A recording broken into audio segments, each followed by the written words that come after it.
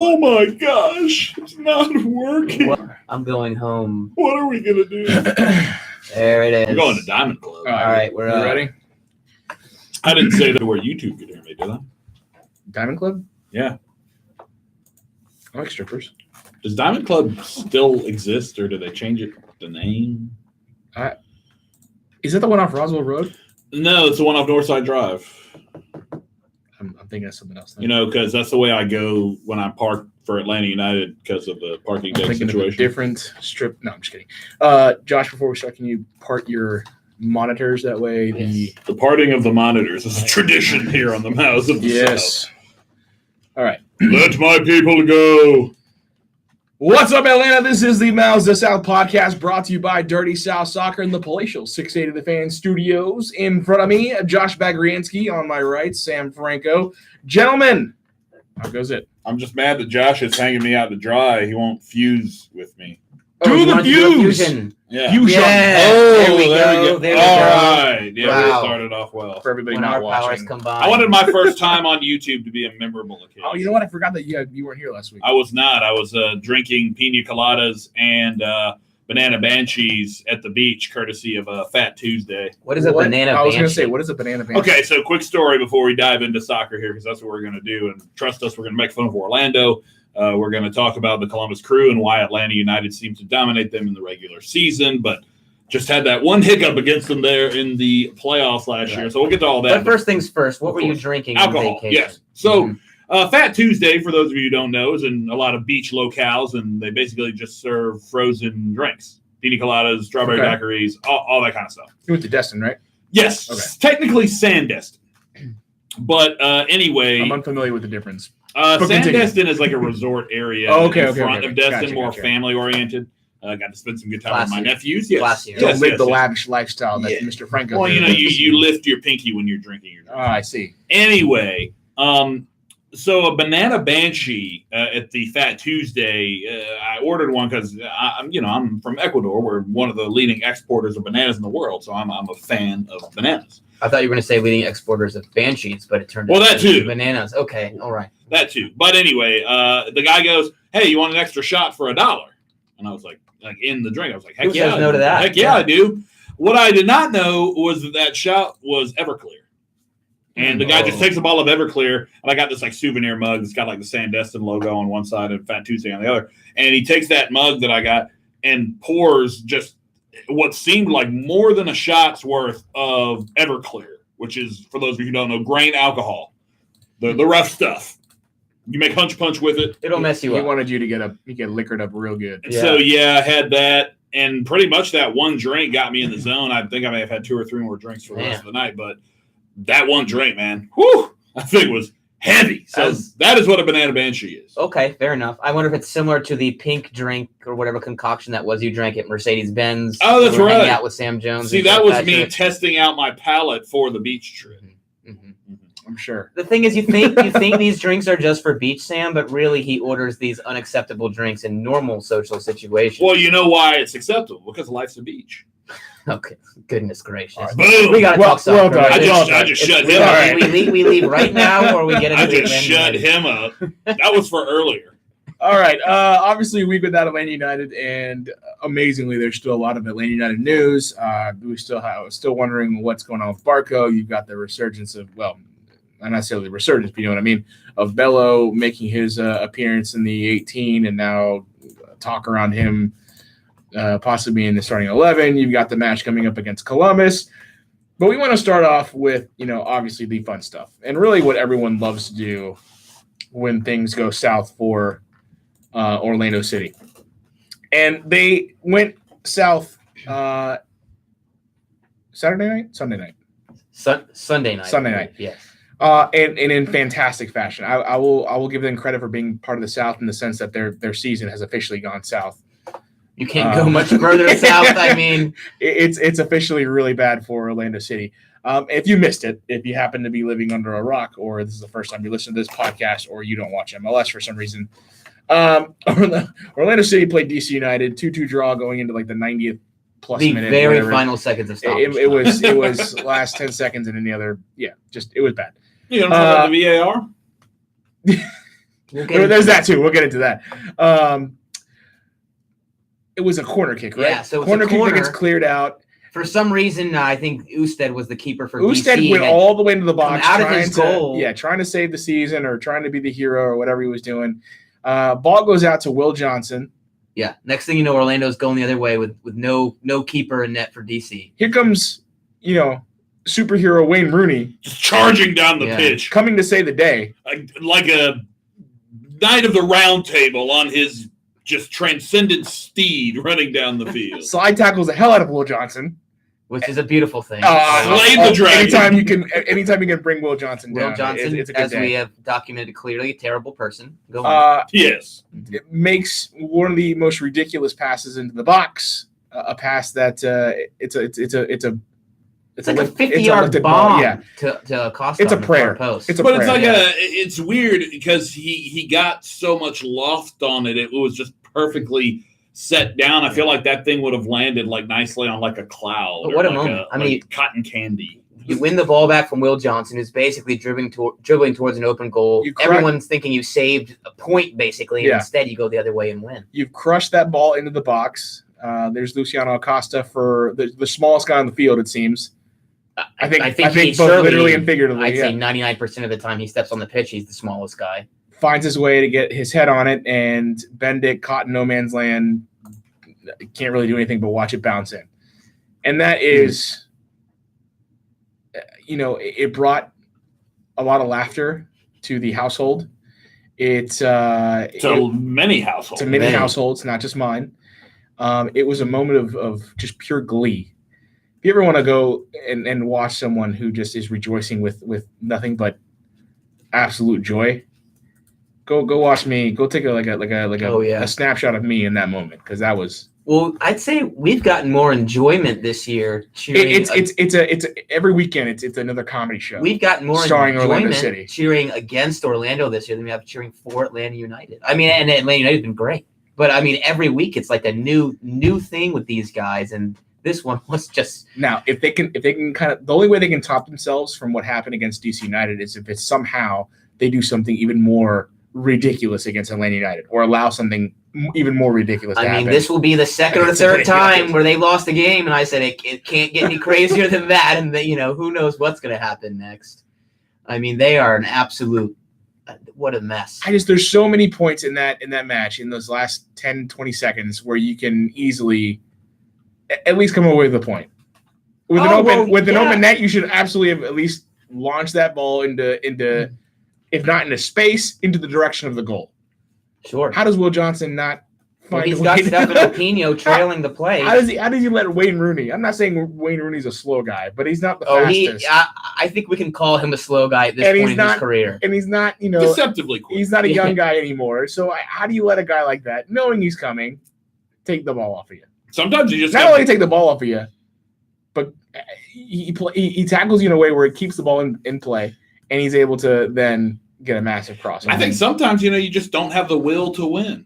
Is that a pun? Is that a Will Johnson pun? You just get out efforted by Wayne Rooney, and you lose your will. The will to win. I think sometimes you just got to have that want to. That what's the saying or the speech in Rookie of the Year that Chet Stedman gives, where he's like, "You got to find your have to." I gotta find your have to. And then he's like, "What the hell did I just say?" But that's kind of what Wayne Rooney did. He found that somewhere deep to just gut that out, get that ball back, and then provide what could end up being, at MLS awards, or I don't even know if that's a thing. Do they have an award show like all the other leagues do now? I'm pretty sure they do. They have something. Well, it might not be a show, but they have something. That's going to be up there for moment of the year. I mean, one player tracking back that far. Again, this is an attack-minded player. This is an attacking midfielder tracking all the way back. This is basically akin to if Miguel Almiron did this, just in terms of the position or whatever. Well, I'm just saying, just in terms of the positions they play on the field. Yeah. Or even not so much a Joseph Martinez, but a Tito Villalba, any of these guys, who ran all the way back, got the ball back, turns it around, and delivers, like we said, just a beautiful and a beautifully weighted ball in a perfect position. I mean, should Orlando have done better? Absolutely. Let me say that again. Absolutely, Orlando should have done better. Let's not forget Orlando. I mean, You've got the Will Johnson mistake. And then you allow a cross from just past half field to be won by 5 foot. I think he's 5'3", 5'4", Lucho Acosta. And even if you look at his header, it bounces like on the goal line. But for some reason, Joe Bendick is like, I don't know if he's walking to the locker room or something. He got caught in no man's land and stepped off his line. So not only was it a great finish and kind of cementing of Wayne Rooney's arrival at MLS. This ain't no retirement play. No, not at all. But it was also a brilliantly typical implosion from Orlando City. And I know, Eric, you said there's some guff after the match of that they're fighting amongst each other in the locker room after the match. Orlando. That's unbelievable. So the Atlanta City frustration. This is from Steven Goff, Soccer Insider at Soccer Insider. Great follow if you want to. Good stuff. Go follow his knowledge. He's not even paying us to say that. Orlando City frustration boils over in the locker room area with shouting, pushing, face-to-face confrontations witnessed by several people. No other details immediately available. He later goes on to tweet. What did he tweet? One witness tells me it was pretty intense. A player was pushed out of the Orlando locker room as Dom Dwyer tried to keep the peace. Unclear who the primary combatants were. Shouting continued for a bit. Who got pushed out of the locker room? Those are pretty heavy doors, like where you go into the locker room and like it's not like a normal, like that has to be a serious pressure. You remember in the really famous Jim Valvano speech, he talks about the one for the V Foundation. He talks about like trying to break down the doors to the locker room and like almost like falling backwards and like not being able to kick them in. So you're totally right. Those are not easy doors to just barrel. You guys through. Have been back there. I mean, like those are pretty heavy doors. Well, the Atlanta United locker room door, they're pretty heavy. Yeah, That's massive, right? So not only that, but there's. Look, I obviously haven't been to, it was Audi Field, right? Yeah. I've been to Audi Field, so I don't know what their configuration. Well, maybe it had flooded or something and they had to run. Who knows? I don't know. It probably did. It probably did flood it. But there's usually, I know with the Atlanta United locker room, there's usually people in the way. There's people around the door to make sure no one's coming in. Right. There's the lane so that, the players can get in and out freely.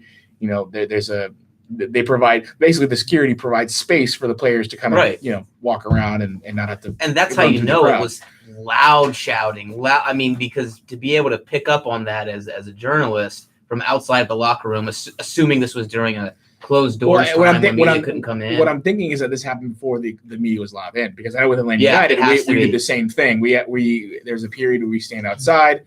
The players are given a certain amount of time to kind of get ready before the media is allowed in. And in that time, now it would have been loud as hell in when we're waiting for Atlanta United. So I doubt we would have been able to hear anything had this been like Atlanta United. Well, plus the Atlanta United locker room usually has some like reggaeton blasting or something like that too. So they're usually having a good time. 3-2 loss in the way that DC United beat Orlando. I don't think they're going to be playing music, but no. The point. You never know. The point stands that. It's still loud. So for them to hear, I imagine it's still loud with DC United in that moment. So for them to hear it through the wall, through the door, through amongst the crowd that's already there, it must have been crazy. Oh yeah. Yeah, no, and I think one thing too about all this is I just can't believe that this solid group of young men, you hear nothing but great things about this team and their chemistry. The team chemistry, they played for Christ till the last moment. You never see Sasha Kleshchin yelling at players. You never see Will Johnson freaking out or anything. No, never. The beautiful thing about this is they spent a lot of money on this team, and this was supposed to be a breakthrough year for Orlando City, and it might turn out to be the worst year they've had in MLS from a results standpoint. Oh, it's going to be. And I think obviously, it's going to be, based on what your expectations were going in. I mean, we could do a whole show on the crap they have done this year. Speaking of crap, this team's really it's just all gone to caca. It's all gone to caca. Yeah. Oh, I see another terrible pun. Oh my goodness. I think these are pretty good. Oh my god. You wonder why we keep them around, ladies and gentlemen. This is why the fantastic puns. That's right. No, the one thing I did want to mention is that this moment for Wayne Rooney is going to be it's going to be up there in the history of players who came overseas who would support the idea that this is a retirement league. So Zlatan, Beckham, although Beckham was not, but you get what I'm saying. Beckham was a good player in this league. I don't know what people bang on.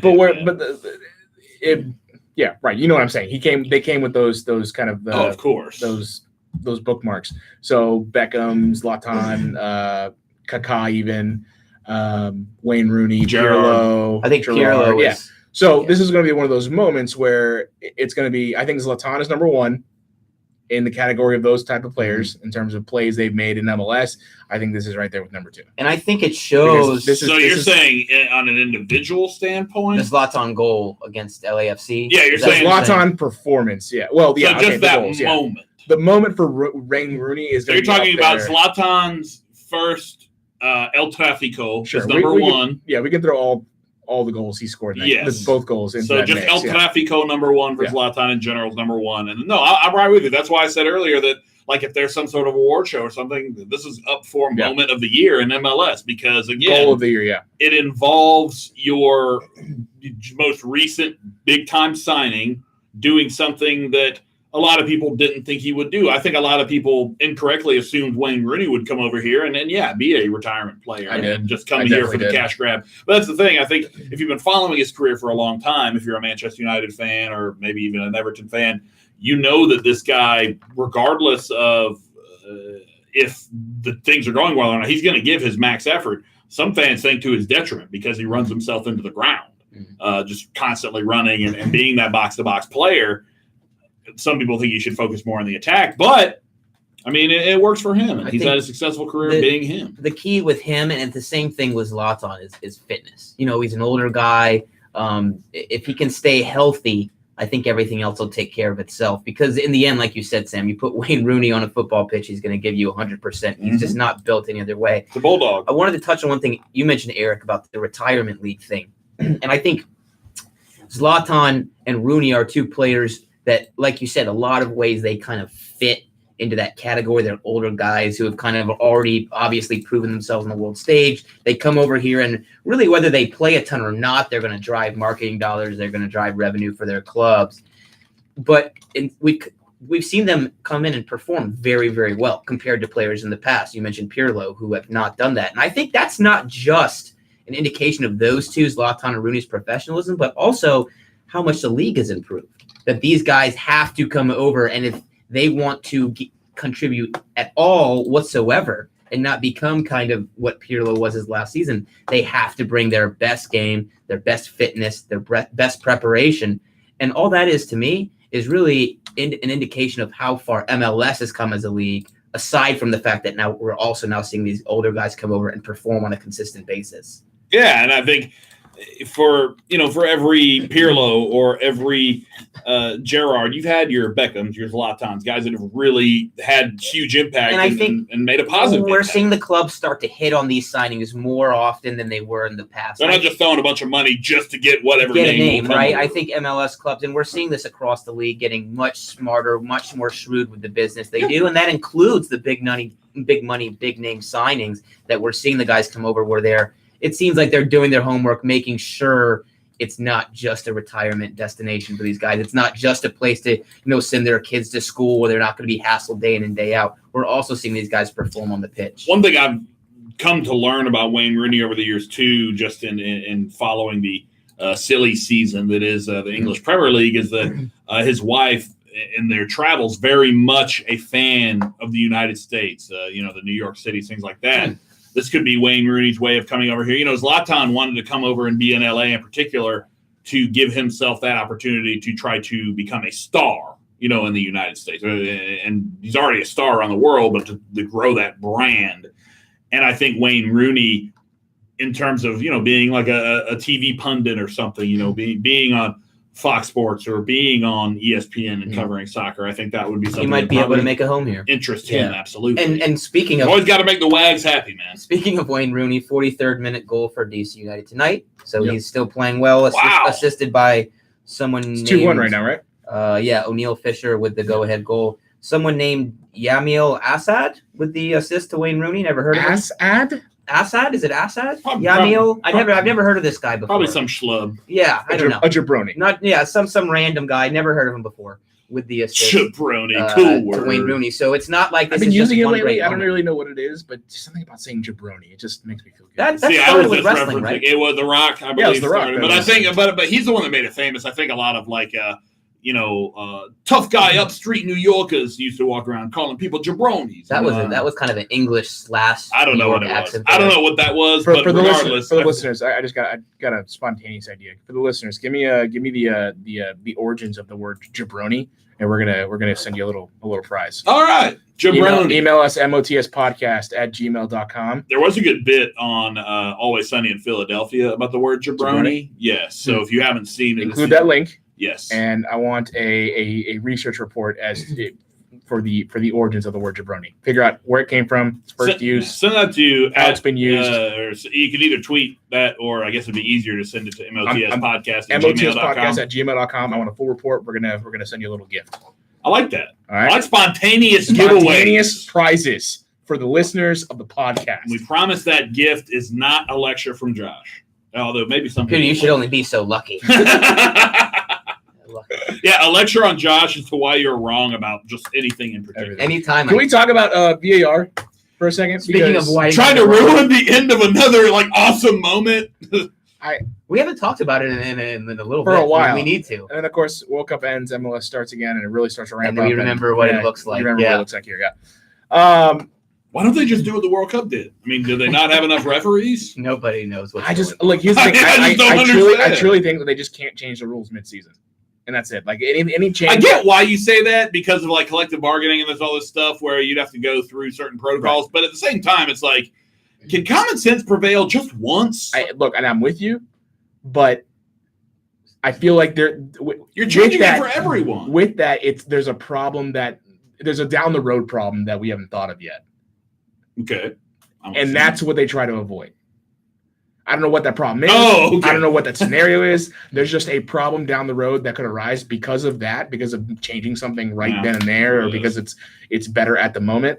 There's a problem that could arise later down the road. I think that's why they avoid doing that, because they don't want to, have an issue or seem unfair or something like that. And they started it one way. Now, why they started midway through last season, I have no idea. So yeah, you can just start it randomly. But they told us that beginning of the season. Yeah. So there was that. I guess a big VAR moment over the weekend is from that Orlando DC match where Luciano Lacosta is again horrible defending, played in behind in volleys inside the 6-yard box for a goal, and he was initially called offside. It was reversed. Offside. You're right. I said offside. Yeah, you do that to me anytime. I'm a snob too. Anytime getting that. Well, I'm just kidding you because I know you would get someone else given the opportunity. So again, because he wants to prove that. But then you look at the replay, and I mean, Eric, you and I looked at it for 5 minutes before we went on. You just can't tell if he's off or on. You got to called it offside. There is no clear and obvious evidence to suggest that he is clearly onside. You have to stick with whatever call you made. I don't understand how, based on the video we saw. Now, if they're looking at something else, fine. Mm-hmm. But that's incredibly we should know that there's angles that they're seeing that we're not looking at. There's a lack of transparency. It's something we've talked about from day one. And I want to bring out another issue from that same game. The goal we've been talking about with Rooney to Acosta in the last minute, that was reviewed for a potential offside, but the broadcasters didn't know what was being reviewed for. Yeah, that's what I'm saying. That was what I was talking about earlier. VAR trying to ruin the end of another match. But to me, that's, people talk about VAR. I think we need to talk a lot more about MLS and the poor implementation, the lack of transparency, not communicating with the broadcast crew so you're watching on TV, don't know what's going on. Wait, you're saying a sports organization is not being transparent? Can you believe it? Dude. But see, this is the thing that's pretty black if helicopter. You're not transparent on something where you are showing the actual replays, you have to be transparent on this, because we can go watch the same thing that they've watched. And so it just lends itself to criticism when you're not transparent. And to me, we're seeing so many questionable or missed calls. We need to see some sort of response, whether it be Howard Webb or Pro, every single week, going through the calls saying this is the angle that showed this is the screenshot that showed this, because there seems to be so much confusion. Now there is something to that effect. It's just there's no punishment or anything like that associated with it. They just tell you, oh yeah, we effed up. I just want to see, that's the dumbest thing in sports, by the way. When that happens, it's like, yeah, we screwed up. Sorry. It's like, well, that didn't do anything for us now. We're going to go replay those 11 seconds of the match or whatever. It would help the MLS credibility if they admit to making errors or. So you like in the NBA they have the 2-minute report or the last 2 minutes report. Yeah, you want something like that. Something like that. Where they're basically admitting fault and maybe telling teams, oh, by the way, we screwed you. You should have won. But there's nothing we can do about it now. Or maybe not even fault. Just saying, look, here's an angle that wasn't shown on the television broadcast that they're showing to make the call. If they're showing, but why don't they have those? And that's what I'm saying. Like, do they have better angles that aren't on the TV broadcast? Sometimes for the few times we've actually gotten some sort of responses, you do hear that there are other. Yeah, if there are, they need. It's not necessarily they need to show us. They need to explain that. Okay, guys, there are angles that the public does not see that we don't get on the feed as fast enough, or whatever the reason we don't see as fans see these angles. Fine, I can live with that. But tell us that so that tell us that on the broadcast on when it comes to the implementation of VAR, tell us that so there's a full understanding, there's full knowledge that what the referee is looking at isn't necessarily what we're looking at on the screen. That they may be looking at something else. Because from when I saw the second Luciano Acosta goal, that was to me that's offside. But either way, it's not clear enough for me to say one or the other. It could, depending on the angle, depending on. Wait, you talking about the game winner? No. The second goal. Oh, okay. The second Acosta goal. That to me, it looks more offside than onside. And if you're gonna call it, if you're gonna go to VAR based off that, I have to stick with what's on the field. I can't rule it for sure. I can't say it was clearly it was a clear and obvious error based on what I'm seeing on that replay. That's why I hate this clear and obvious, but that has to be the distinguishing factor. The statement "clear and obvious" seems clear and obvious, but it's not. But it's actually not. That's what I'm trying to say here. It's like clear and obvious should actually be. Well, we think this is right, so we're just going to call this. I mean, because that's what it is more often than not. And I do think, clear and obvious is going to mean different things to different referees. So it should. But this is the way soccer is officiated. And this is something well before VAR. People said, look, this is not going to cure all the problems. We're still going to be having debates. We're still going to be It just changes the debate. It changes the narrative because now we've gone from, oh, man, these referees are terrible. We need video review to now it's just shifted the argument to, oh, man, video review stinks. We should just go back to human error. And it's just a never-ending cycle. I mean, to me, if it's done like it was on the World Cup, I have no problem. And it's being done properly around the world when I watch Bundesliga, Serie A. Actually, they have a bunch of refs in a controlled booth. They have one ref in a controlled, I think just maybe one, maybe two. But we talked about having the centralized location. No. But honestly, in the end, unless referees are looking at replays in slow motion and missing calls. And that's horrible. That's horrifying regardless. And to me, we can talk about the system of VAR and the controversies, but in the end, the quality of MLS officiating is what's really being exposed. And the biggest problem is the guy that's running the whole thing, or at least a big part of it, allowed a guy to karate kick another guy. We discussed this in a game. If he had VAR, he would have sent Nigel de Jong off in that 2010 World Cup final. Howard Webb. But so yes, the guy that's basically telling us how to VAR is one of the worst, or made one of the worst no calls in the history of soccer. Also, it's taking to. I don't have any metrics to back this up, but just you don't from the eye test, it seems like it's taking way longer. Yeah. There are more random stoppages where the ref has to stop the game to perform a check in MLS. Every time I see them put that finger up to the ear and they're holding up a finger towards the players running at them, I'm just like, oh, good grief. And to me, and I think the DC Orlando game was a perfect example. It was used so many times. It was used for the Iguita red card as well, where he throws an elbow at Yamil Assad, which I thought was just. But you thought the elbow thrown was just? Well, I've heard that was not clear and obvious because you could have. It was actually similar to the elbow Assad threw in Toronto last year. Oh, yeah, where we were there was no VAR at that point in MLS. So it just. I really think Assad played it up a little bit. Sure. I think it was that move was the exact same thing. Not the exact same thing. Very, very similar to what Assad did against, who was it? I forget who it was. It was against Toronto. And was it Vazquez? Zavaleta, wasn't it? Eric Zavaleta? Yeah, I think that's right. Anyways, it was very similar, and the way that Yamil Assad went down, I was like, I think you're playing it up a little bit. But hey, whatever, it works. And that's with VAR, that this can go back and be reviewed. So you even have more reason to kind of sell the call and draw attention to yourself, make sure that replay is watched. And again, I think I would, with that specific call, the same as we did with Assad last season with the elbow. Yeah, maybe it's soft. Keep your elbows down. Yeah. Simple as that. I mean, Igita only has himself to blame. No, keep your elbows down. But, sometimes when an arm flies up in the box, it's oh, no, that's a natural movement. We're going to some handball discussion. I mean, look, before we dive into this, Tootie, do we want to keep going down this rabbit hole? No, I just want to move on. We can talk about thing after thing. Hopefully it gets better in MLS. When I watch European leagues, it doesn't seem to be as much of a problem. I'm just trying to point out, Josh, inconsistencies. That's really all I'm here to do. Oh, I see. This is going back to the World Cup. Yes, it is. Okay. All right. Well, so officially move on now. We'll get into a tweet. We can discuss this. All right. Atlanta United right now is sitting atop the Eastern Conference, atop of MLS, 48 points. Right behind them are both New York teams at 47 each. But I mean, basically, aren't we saying the Red Bulls are ahead? Red Bulls are ahead with the match in hand. Yeah. NYCFC again with 47. Columbus in fourth with 39. No team is in the. I mean, Atlanta United could go on a really bad streak and fall. So it's not over just because they're at top right now. There's still 10 games left. There's still a lot of stuff that can happen between now and the official end of the season.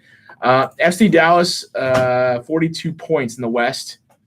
I want to say the only real contender for the Supporters Shield. I don't know if Sporting KC with 39 is going to be able to.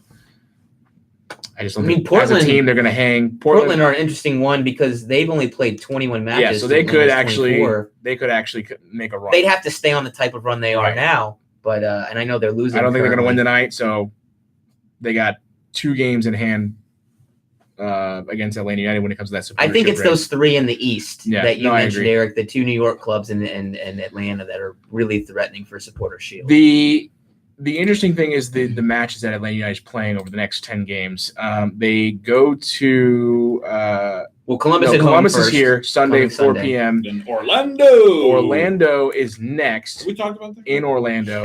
Then they got to go to DC, play DC. Then they got to go to Colorado, play Colorado. Tim Howard, is he going to be in goal? Because if he is, then it's probably I feel good about it. It's a guaranteed win for Atlanta United. They've got 4 games on the road, back to back to back. After this Columbus match. This Columbus match. And you missed a Wednesday. You've got Saturday in Colorado on September 15th, and then midweek Wednesday, September 19th. Against San Jose. In San Jose. Atlanta United. And that game is technically at 11 o'clock our time. That's right, Bill. So their bodies are going to be on our time. So imagine playing a game at 11 o'clock. I'm glad Atlanta United, by the way, don't do any of these, because all these European teams are over on their tours. Sometimes you'll see an MLS team just randomly play one of these teams in like a friendly in the middle of the week. Yeah, I'm not up for that nonsense. They go to Colorado.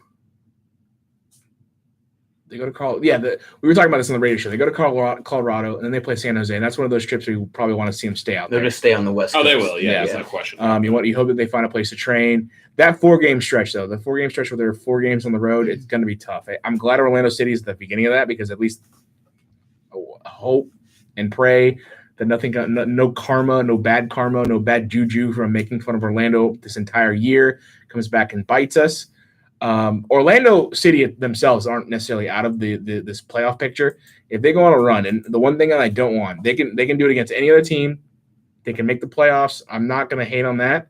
What I will hate on is if they beat Atlanta United or get a fantastic draw from Atlanta United, and that somehow sparks this team. That's what I don't want to see. If they can do it against any other team, make the playoffs. I don't see it either. But you know how these rivalry games can go. There's obviously history there. Columbus is in the same boat. DC United is in the same boat. Colorado and San Jose, we don't play enough to really build that sort of history where you can possibly be more amped for that game as you already are.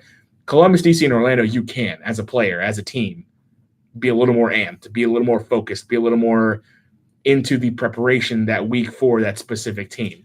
I think Orlando is pretty toothless, though. I mean, just from what I've seen, it seems like they're not a mature team. You have players like Sasha Klesch and Will Johnson that are very temperamental. You just have a very combustible situation, and you brought in a manager with no MLS experience, no experience handling these high-profile players that Orlando has. They're at least way higher profile than this, guys used to coaching. Right. So, I mean, I just think that all in all, they've made a bunch of bad decisions, building a roster that has no chemistry, hiring, again, the manager with not a whole lot of big-time experience. I'm not saying that can't be a good thing, but unfortunately, it doesn't seem to have worked out. Or fortunately, if you're an Atlanta United fan, it doesn't seem to have worked out for the Lions. I tend to agree with Sam. To me, the matches on the road trip that worry me a bit more, DC United in Audi Field. Wayne Rooney has a brace now, by the way. Fantastic free kick goal for DC United. So they're firing on all cylinders. Obviously, you have to deal with him. To me, they are absolutely good enough and about to make a push for that 6th position, get above the red line. They have all those home matches at Audi Field. And then I know Colorado and San Jose is not two opponents that are particularly but you've got to go out west. Exactly, but you're out west, and then it's 2 matches in 5 days. Yeah. So for me on personally, a weird clock, it's not so much Orlando. It's kind of the uniqueness of DC United getting to play all these home matches back to back. They're feeling really good about themselves, similar to what we saw from Atlanta last year when we opened up the Benz. And then you have kind of those, two matches against maybe the 2 worst teams in MLS, Colorado and San Jose, but it's 2 matches within 5 days. You're on the West Coast. So to me, those are the 2 factors of the road trip that worry me the most. But in the meantime, you got to worry about Columbus. And I think it's a massive match too. And in a lot of ways, a match where Atlanta United can get over the hump, beat a good team at home, and get some confidence before you go on that road trip. Not to say confidence is that low. As it is. I think at home it's key to try to get a win in this match. You wonder what the deal is with Barco. Is he going to play? Yeah. Does he have the full confidence and full respect or whatever language you want to use there? What do you guys think? Tata Martino. We have no real knowledge of the situation, but based on what Tata he has certainly not said. His quotes indicate he's either going to give him a tough road back or he's not going to bring him back at soon. all. Yeah.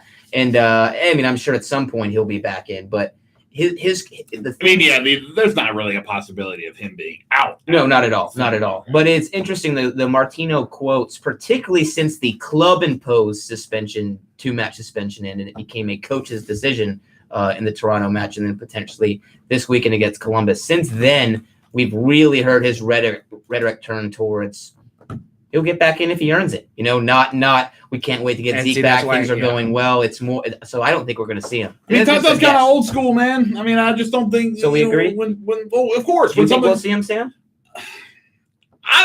I really think we'll see him at some point. This weekend against Columbus. No, not this weekend. Oh, okay. You're talking about this weekend. This weekend. Hell no, this weekend. I don't. Again, I think I said a couple weeks ago. I think this is like a month at the least that we're not going to see this guy. So it might not be again until like maybe September. He last played against the Seattle match, right? Yeah. That was July 15th. So we're right at a month today, Sam. And man, so he's going to be a month, 6 weeks plus out when he returns. Yeah, we obviously don't have the details. We could only speculate, and that wouldn't do anyone any good. But for him to be out this long, it must have been really bad. And if it's really, really bad, I wouldn't put him past Tata to just keep him out for the rest of the season. I would be that shocked. bad. How much would you have to do in a month? Like, how could you not work your way back into the team as a fantastic player as he is, or as he was supposed to be, is whatever. As much money as you paid for him, how has he not already worked his way back? Well, and I think here's another part of this too. What if there is an injury, or what if Atlanta United hit a bad run of form and Tata feels like bringing him back would help the team? Then you might get he has served his time. Well, what he's doing now to Barco convinces me that the whole team could be down, and Barco would be the only one left and be like, no, we'll forfeit. Well, right now, again, this is what I'm talking about. Tata's old school, man. He comes from a generation of coaches, and coming from a time where team and that word team was extremely important. And whatever Barco did, I don't know if we'll ever truly know what he did, broke that trust and broke that spirit of team. And I think that's one thing that is a reason why Atlanta United's been so good, is because of the team chemistry and because of the way that this team picks each other up. And that is, again, we don't know exactly what he did, but it's just not in any sort of interest of the team to do what he did. I think it's important to realize that, yes, it's a tough suspension. Tata's playing hardball with him a bit, but in the end, it's easier to suspend a guy in the middle of July into the middle of August than it would be in September or October, the business end of the season. So, yes, he's being tough with him, but I think Tata more so sees this as an opportunity to get across to Barco and the rest of the locker room during a period of the season where maybe you can afford to drop some points here and there. And guess what? They have not done that. I mean, 2 wins and a draw without him. So to me, yes, Tata playing tough, but I think he more so sees this as an opportunity to get to Barco and get him training at the level he wants, showing the professionalism that he wants. More so than kind of trying to repair the locker room. Because from the performances, it doesn't look like anything is super, super broken chemistry-wise. Well, no, again, because it just doesn't seem to have affected, the whole of the team. Maybe I think the team's probably in agreement with Tata Martino. Well, of course, I think that's the bigger message you're seeing from not only the team, the Tata, but from the team. It's like, look, Barco, what he did was egregious, and we agree with whatever Tata's doing, and that's the end of that. What did Miguel Almiron, or what was one of the main reasons he came to Atlanta United? Tata Martino. Same thing with Tito Villalba. Yeah. Same thing with a lot of these players, Barco included. They wanted to come play for Tata Martino, so of course they're going to follow his lead. It definitely shows the respect of the locker room Tata has. Absolutely. That he's able to just seamlessly drop a player you committed so much to, is so important to you on the pitch, and yet you don't see a locker room revolt. You don't see factions of cliques in the locker room kind of splitting off or anything like that. You don't see guys getting pushed out of the door of the like Orlando City style after the match. So it really, to me, I think Tata's handled this situation brilliantly. And Eric will back me up on this. I've seen mad Hispanic dad face in the flesh, in person. When Tata Martino first started to have to talk about this, this thing with Barco, that mad face. Oh, really? He was mad. It was like that. I'm mad. The parents are like, I'm not really mad. I'm disappointed. It's a stern look you don't want to see. And I'm disappointed. I'm interested. Imagine that look from your. There's a specific. It's not a good look. Eric knows. For Hispanic parents, it's you guys describe that horrifying. It's a calming anger. That's what it is. It's a quiet intensity. It's a quiet intensity. It's something that something bad is about to happen to you. Okay. You know it, but it's like the calm before the storm. So it's similar to my father, Jewish. So Jewish fathers and Hispanic fathers have a similar. I think it's probably just angry dad face. Why don't we just go with that? Even though it does seem that there is a unique perspective. There's clearly in a Hispanic culture. I think it's just more of the facial expression that the two of you recognize. Whether he's there or not, and that's really furrowed brow. That's really the discussion we're trying to have, is whether he comes back or not. And our opinion is at least that he's not. How does this open up things for Carlton? Does it open up things for Carlton? You look at George Bello, who is a kid whose name is being thrown out there, and I don't want to say it's premature, but because he was just in the 18 in his match against Toronto, is he a guy that can see some playing time? Is he a guy that both between him and Carlton, the first youth guys that really get out there and show you what ATLU TD2 has been producing or has been trying to develop? There's a bigger conversation about youth in MLS that needs to be or that should be had, and how those kids don't get played. And it seems as though, as good as we've heard Carlton to be, and I've seen him be consistent on the field when he is with the 18, or when he is with the 18, or when he is starting. As good as we've heard George Bello to be, we have barely seen them play. Even Carlton, we've still barely seen them play. I don't know if that's just favoritism, or if Martino truly thinks that a guy like Carlton is just not ready for that role. At this point, I find it hard to believe that Carlton is not ready, or that couldn't contribute more than he is contributing now. I think so. George Bello, I have no idea. Obviously, I haven't seen him play with the first team. It's a completely different experience playing with the first team than regardless of what you've seen against with ATLU TD2. It's a completely different experience. It's a completely different atmosphere. You're playing with completely different players. I understand you train with them, but it's still different. And you gotta with Bello, I would understand 18 next game, maybe see 5 minutes at the end, next game, whatever. But we haven't seen that with Carleton. We haven't seen that consistent play from Carleton or the consistent okay to play from Tata Martino when it comes to Carleton. We've seen bits and pieces here and there whenever it suited, more or less whenever it really was forced upon Tata to play Carleton.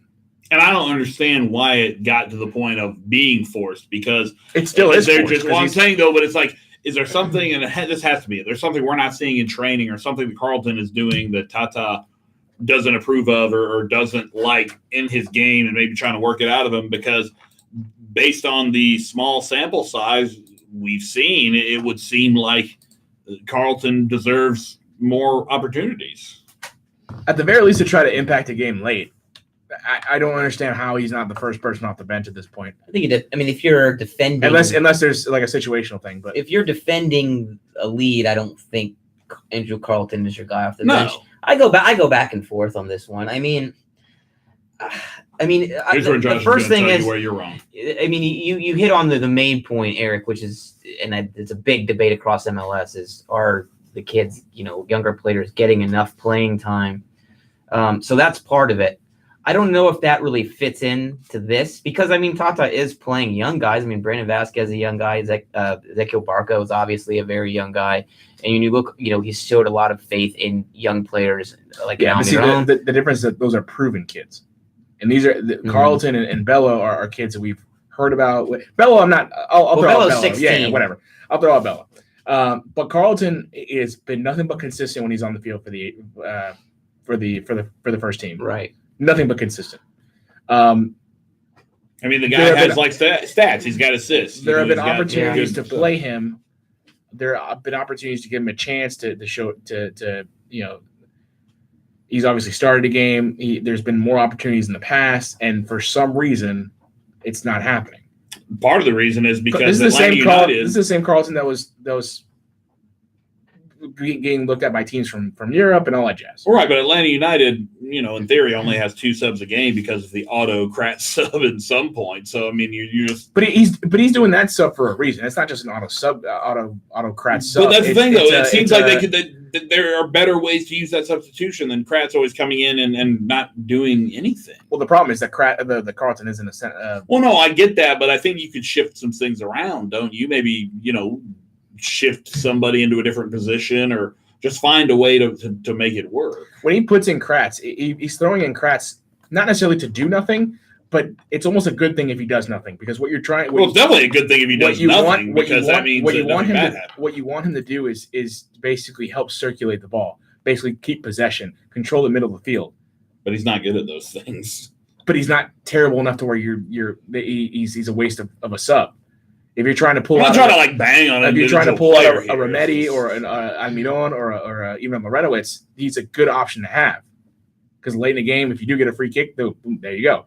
Hey, he's not worthless. He's a perfect depth guy. Why not shift Gressel into the middle and bring in a Carleton? Because Gressel is proven to be awful in the middle of the field. I think he's been decent. No, he's been decent. He's caught up. He's been a lot better recently. He's been much better this year. Much better, but he hasn't been proven. Okay, but Kratz isn't proven to make mistakes. None of this is proven, though. That's why you have to. Kratz has been put in those positions. Kratz has been put in those positions enough time to where, okay, I know I'm going to get a solid performance out of him. He's not going to make, more often than not, he's not going to make stupid mistakes that cost you points. Throw out the outlier in New England, but for the most part, he's going to give you a solid performance. He's going to give Tata exactly what he wants, and that's just a slow down the midfield, control the midfield, and circulate the ball. It's not going to be anything spectacular unless it's a free kick, but there's also not going to be anything catastrophic in theory. I don't foresee much Kevin Kratz going forward now that you have 2 holding mids and Rometti and Lorenzo that I think can both play 90. But I did want to, you mentioned bringing Andrew Carleton off the bench.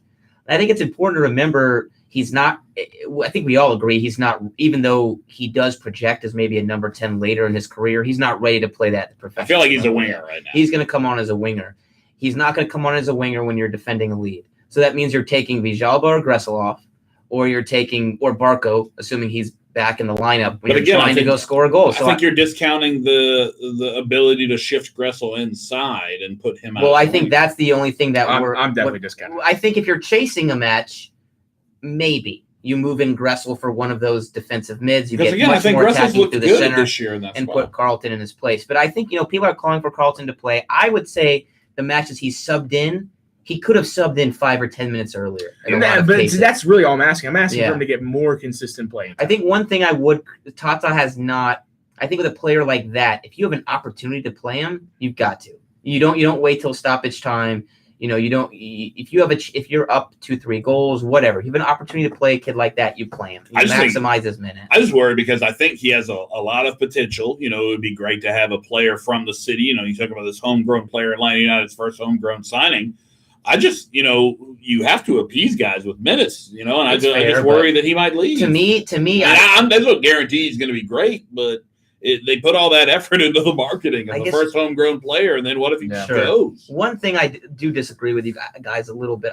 I don't think he's as ready as you guys make it sound. He looks good going forward. He's very lively. You see the talent, but you go back and watch the Seattle match he started. He gave the ball away often. Defensively, he has a lot to learn, which is not a surprise for a player of that experience level. So I don't think he is ready, at least to play 90 minutes. I would like to see his minutes maximized any way possible off the bench, like you say, Eric. But I don't buy the narrative that he should be starting matches or I'm not ready to go that far. Sure. But I want to see – I would love to see him as the first option. Sure. I mean, I think he has shown enough where if you're trying to throw guys forward – if the game is still close enough, I'd like to see him as the first option in the attack to spark something or get something different or to mix it up or whatever. Sure. No, I think he creates a problem for defenses, and Tata could have done a better job last year too of just maximizing his minutes when the opportunity presents itself, because you want to get a player like that minutes so he can develop. Simple as that. Looking towards Columbus and what we can expect. Again, we talked about we discussed the idea that Barco probably, at least in our opinion, probably not going to be in the 18. You get Franco Escobar back. You've got Michael Parker's LGP. You would assume that's going to be just out of necessity, going to be a back three. You think back three? I just don't know who you would put at left back. McCann. I'm sorry. McCann. Hit the reset button. You could still play a three. You could still play a three. Or a four. Yeah, I completely blanked on McCann. So with the inclusion of McCann. Sorry, Gaynor. You could see a lot something similar to what they did last year, where or last time they played, it was Ambrose on the left, LGP and Parkey in the middle, and then Escobar out on the right. I kind of like it when they play a 3-man back line, because I feel like they gave up possession, and that works in their favor. Because Columbus is a team that I think is going to be in possession. Against a team like Columbus who wants to be in possession, maybe this would be a little bit different, where a 4-man back line, constantly seeing pressure and not necessarily just circulating the ball all 90 minutes or whatever it ends up being. Maybe that shows a different sort of side to Atlanta United in this formation. It's interesting because Tata has said himself that with 3 in the back, the team isn't able to high press the way they want to. Right. But against a possession team where you don't need it like high Columbus, press, exactly, you can do kind of what's called a delayed press, which is basically as soon as they get to midfield, you try to pounce. And against in a 3-5-2, it's easier to do that. Against a team like Columbus, you want to control the midfield. You want to pressure them in the midfield and create a lot of chaos. And then that's when you want to see Almiron take the ball, turn, and run, and find Joseph or find Tito. That's where you want Rometty to pick out a pass for Tito on the right side. Those are the moments you're looking for in this match. I don't foresee a lot of moments or much time where Atlanta United is in the final third and it's just Parkhurst, LGP, Escobar, and McCann circulating the ball back and forth. I'm very intrigued to see more Rometty too, because we've seen. I think this will be a good game for him. Well, the funny thing about him is we haven't seen him a whole lot, but the things we've seen, sort of, I don't know, but the norms of what we had heard about him. I saw where they're on the penalty in Atlanta United's last win. He was the one that was pressing and won the ball in the other side of the field. I think that was in the Toronto match. It was. The draw. Thank you. Yeah.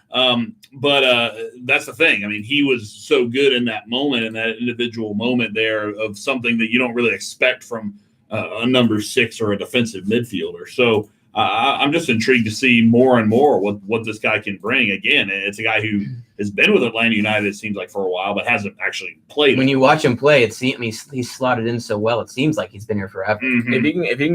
If he can recover a ball and play a quick pass out to a running Villalba, Joseph on the run or over the top. That's what this team needs in that role, in that center of the midfield. You need guys that can turn it around very quickly and find those outlets. And that was one of the ways that Atlanta United exposed Columbus in Columbus when they played them earlier in the year, and that's without even a ball hawk like Rometty on the field. That's why I mentioned this will probably be his game, because if he can get in those same moments and he can find different players on the fly like that, I think it's going to be. It's up to Atlanta United to finish those chances. That's basically all it comes down to. That's also one of the things that Carmona, I think a lot of people didn't realize, or at least didn't see at the surface, was something he was really good at, was distributing and kind of setting up those runs out wide with maybe winning the ball and then quickly turning it into attack. That was something he was pretty good at. So if Rometty can do that and add that something to the just arsenal that Atlanta United have in the attack, it'd be great. One thing I'm interested to see with him is his positional discipline a little bit, because this isn't even really a criticism of him, but one thing I noticed is he goes to pressure the ball everywhere. And we did see in the Toronto match a couple times when the team went to Laurentowicz and Rometty at defensive mid the last 10 minutes, we saw Laurentowicz left on an island a few times because he was pressuring out wide. You know, he was kind of goes after the out ball. Of position. So, or maybe not even out of position. I mean, maybe that's just his style of play. But against a team like Columbus that holds the ball and knocks it around, you can't just chase. You got to pick your spots. And so I'm interested to see how he looks as a ball winner against a team that's so possession-oriented as Columbus. And I agree with you, Eric. I think this is, in a lot of ways, maybe Eric Rometty's breakout match where he really asserts himself. I really think it could be. Columbus, I think, have won 5 of the last 6 matches. They're playing well. They're on a streak right now. Only team they've lost to is NYCFC. They beat Real Salt Lake 2-1. Beat Red Bulls 3-2. Back at the end of June. I'm sorry. Did I say 5 or 6? They've won 3 straight. They've won 3 straight. And for some reason, I saw the LA Galaxy loss as a win. So, last 3 they won. Beat Orlando City 3-2. Beat the Red Bulls 3-2. And they were up 3-0 in that game against the Red Bulls as well. So they really took it to them. And then beat the Houston Dynamo 1-0. And now they come to Atlanta to face the 5 Stripes in Mercedes-Benz Stadium. Anything else we have to cover? I mean, I guess as far as Columbus, the only other thing I might be worried about is they are very, very good with attacking set pieces. Justin Meram is back. Meram is back, right? He got out of Orlando. Yeah, he got out of that crap fest. Just so they sold. So he was traded to Orlando for a sum of money from Columbus. Then he was traded back to Columbus for less money than that sum of money. Yeah. So basically, Orlando just sent Columbus some money to keep Meram for a half season or something. I mean, it's just what an absolute mess. Yeah, no, Orlando paid.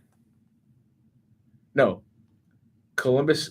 I'm trying to think because Columbus made something on the initial sale. Right. Columbus made $1 million. I think it was $1 million in TAM. Was it $1 million? Yeah, I think so. It was something large. And then it was like let's just say it was $1 million. 600. And then it was $700 that they gave back. So you got 300 so basically 300 loaned him out for 300K.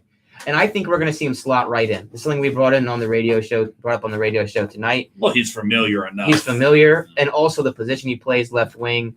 Columbus have been going through all kinds of guys in that spot all season long. So I think aside from the fact he'll acclimate quickly, like you said, Sam, that's a position of need for Columbus. He came off the bench last weekend. I think we're going to see him start this Sunday. But Giassi Sardes, and he's a beast. He's been scoring goals. 14 goals at a good clip. He's a fantastic player. He's obviously the key to U.S. men's national team making the World Cup in the next run. He is. My blood pressure is going up. I guess we're not going to qualify for the next World Cup. God's gift to soccer. He's one of the worst players I've ever seen in my life. He's a fine player. I don't understand how his technical is terrible. Oh my gosh! That's the thing. He's not. My understanding is that when you make it to the U.S. men's national team, you have all this stuff sort of in the bag. You can pull out some technical skills. You would think so, yeah. You have skills.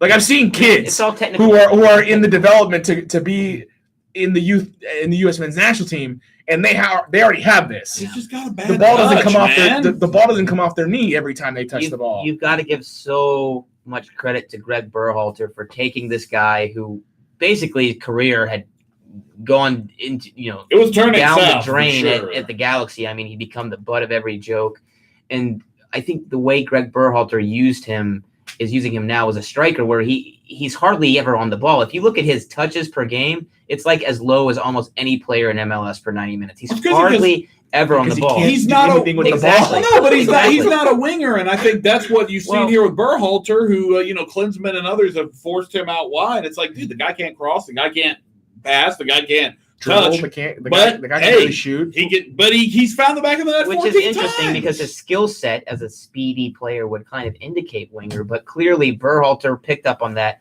And not only is playing him up top, Sam, but he's playing him so far forward up top that he's not even involved in the build-up. So that bad touch, that bad technique doesn't come into play. Instead, he's just applying the final touch to the tune of 14 goals this season. Giassi Zardes is the reason that I did not like Klinsmann.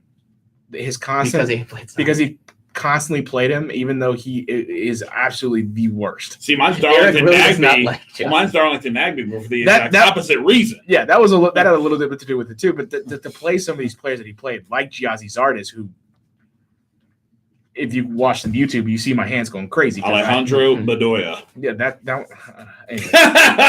Habitual D encroacher. There's a- Alejandro Bedoya. There's a list. But all right, so Dude, watch the D. any predictions for Sunday? Oh, I'm feeling good. You I mean, feel I good. keep saying this, but Atlanta United are going to get over this hump against good teams at home at some point. You And want it to start now.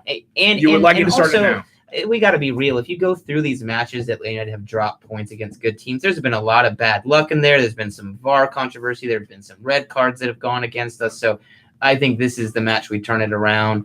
I'm looking at 4-1 Atlanta United. I feel good about it. I'm going 3-1. Joseph Martinez has 2 goals That would in break the it, right? 80th minute. Not both of them in the end. I'm saying he has scored 2 goals, and then on another hat trick, possibly Tata pulls him again. And I don't know who gets the other goal, but I will say that Zardes scores for the Crew just to piss Eric off. It's 2 more for Joseph to get the record, right? 2 more, he gets the single record. season So I think he gets One the more record. in ties. I kind of want him to get it in Orlando, but it'll be See, that's fine. the thing. Yeah. I wanted to be the winner. Yeah, The but screamer. you can't stop Joseph Do you Martinez. from share scoring. our optimism, Eric, on this? No, I do. I think. Wow, we are really screwed. I hope this is. Oh, I no. think this is going to be a win, just because Oh, I the think Dread that God. again, if Columbus is the team that's going to try to play toe to toe with Right. Atlanta United, I think that's going to open up things for Atlanta United. It's all up to Atlanta and how well they finish on Sunday. And this is a match where I think we really should be scoring goals. The Columbus back four is not particularly strong. They I like how you said that. A soccer team. This is a match where they should really score goals. really score goals. It's like, oh, hey, aside that from would the be fact, nice. aside from the fact, thank you, Sam. Aside from the fact that Atlanta United have that great attack, you're playing against a back four that has not been good all year. Two fullbacks on the outsides that like to attack and go forward, so you can expose them down the flanks. Neither center back Mensah or Williams or Sauro, whoever it is, Sauro. those three. Sauro. Mensah must be pretty smart. Mensah's in there every match, but he makes a ton of errors. Last season, this season, they've had a lot of problems at the center back position. So I think we could see Joseph run wild and your wide players go crazy as well with Valenzuela and Awful attacking from the left and right back positions. We shall see. My prediction is something along the lines of like 2-0. This is not good, though. I If we're all this optimistic, this is not good. this is not great. We're going to get blamed. It's not great. We're going to get blamed if things go awry. I hope not. I'm used to getting blamed. I don't know if you guys. Yeah, it happens. I get blamed for everything. Yeah, I was gonna say it happens from time to time. I'm not really worried about it. All right. Any final thoughts before we wrap it up? No, just holler at me on Twitter, JoshB914. At Sam J. Franco. At Eric G. Quintana. You can find us. You can find the podcast on Twitter at MOTS Podcast. Email us, and for anyone that wants to partake in the contest, That's correct. The contest that we set up on the radio show, right? Or did we do that here? no, we did that here. Okay. It all runs together. I swear, man. We've been here for a while now. And catch us every Wednesday at 7 p.m. Every on the Wednesday, Sports X. 7 p.m. Sports X. Atlanta Sports X. Today we tried to take calls, but guess not many of you were listening. Oh, Unbelievable. Way to go, guys! You guys change that. You can Support have your local voice. soccer. We're the only soccer podcast The only one. that has turned radio. The only one. The only soccer-specific radio show. Yours truly is right here. Wednesday at 7. Yours. Call in. You can hear your voice loud and clear on Loud the and proud. airwaves to talk at Land Hey United. guys, do you want to know why they built the Simpsons World at the Universal Studios down there? What was that? Because it's in Orlando. Oh goodness, he's on fire Thank tonight. you. I had to end with. Oh a my bang. gosh, that was I think that was the worst of that the was three. the worst of the three. He did a I had to Will end with a Johnson bang. pun where there's a will, there wasn't enough will. I think, Where there's a will, there's a way. there wasn't enough will. There wasn't to enough win. will to lose the win. ball What to was the other one Rooney. you had? It was the Um, Kaka. It was Orlando that went was to Kaka. good. That was actually That my was favorite good. one. Okay, That good. was- So you're 1 for 3. All right, donate to the podcast so we can. Oh, the contest. Find me the origin. Give me a small little research report on the origin of the word jabroni. Good stuff. And I wanna know. include the link from Always Sunny in Philadelphia, and we'll send you a gift.